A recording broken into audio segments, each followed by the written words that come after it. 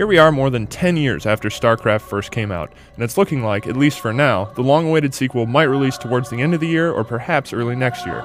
Since it was announced at last year's Worldwide Invitational in Seoul, South Korea, we've had the chance to check out all three of the sequel's factions, the Human Terrans, Monstrous Zerg, and Mystical Protoss. Though it's been in development since the release of Warcraft 3: The Frozen Throne in 2003, at every hands-on demonstration, Blizzard has said that practically all the elements of the game could change. Special skills, statistical values, build orders, and units can be swapped out or otherwise adjusted. So while we don't have all the details, we thought it'd be helpful for you, our faithful readers, if we put together a brief synopsis on what we know so far. Things do feel a little different in StarCraft 2, a result of additions and removals of units for each faction and some new features. As was said when the game was first announced last year, some units now have the ability to hop between tiers of land on maps. For the Protoss, there are the Colossi units, gigantic walking robots capable of blasting out twin energy streams. With their long, segmented legs, they can traipse across tiers of land, adding a new dimension of tactics to the gameplay. The Terrans have Reapers, a new kind of infantry unit that can use jump jets to hop between land tiers. And the Zerg don't have a unit that you can point to and say, there's their equivalent. And that's just fine, because the asymmetry between the races is what made StarCraft such an impressive game to begin with. Those kinds of differences seem to be maintained for the sequel. And just so you don't get the wrong idea, the Reaper and Colossus are, in fact, vastly different units, with the Colossus being a heavy assault bot, and the Reaper being best for hit and runs. Across the three races, it seems the Zerg and Protoss have changed the most since the original. One of the changes for how the Protoss feel and play was unveiled when the game was first announced, and has to do with phase prisms, flying transport ships that can be deployed anywhere and generate a power field. They also get a powerful flying unit called a Mothership that has an impressive array of special abilities, including a devastating energy beam that blasts the ground below it.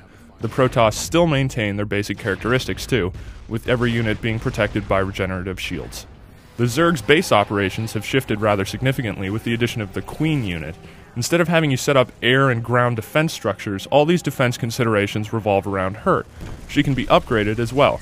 As your central base structure evolves from hatchery to lair to hive, the Queen actually grows in size and gains the power to heal buildings, tunnel to different areas of the map covered by creep, which is the slimy substance that serves as a carpet for any Zerg encampment, and trigger base structures to attack intruders.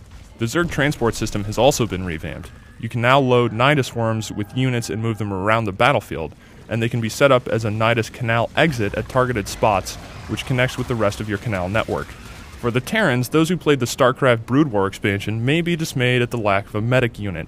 Troop healing is now controlled through the medevac dropships, which can also cart infantry around the battlefield. The flame-throwing Firebat infantry have also been removed. But other classic Terran units like the massive flying battlecruisers and siege tanks make a return, along with a few new ones. Most eye-catching is the massive Thor unit, a giant walking tank capable of doling out large degrees of punishment on your enemies.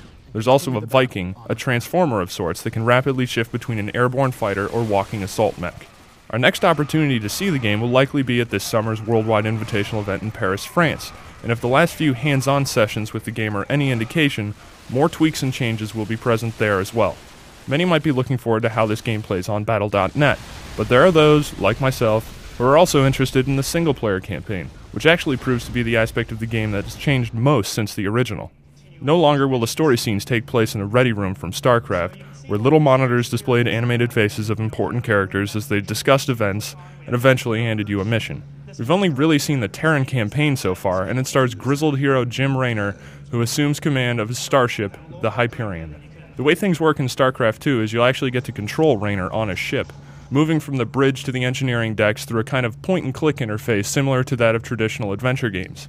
Raynor can talk to his crew through dialogue trees and advance through missions in a roughly non-linear fashion, selecting units and upgrades with money earned from success on the battlefield. Of course, that's far from all the information out there on Blizzard's highly anticipated sequel, but hopefully that gives you a good idea of what to expect if you haven't been following along. There's still a lot more to learn with regards to how the Protoss and Zerg campaigns will work, as we assume those races won't take up residence on Raynor's ship, so expect something a little different from each. As for the release date, well, this is Blizzard, and as they so often say, it'll be done when it's done. Hopefully we see it in its final form before the year is out.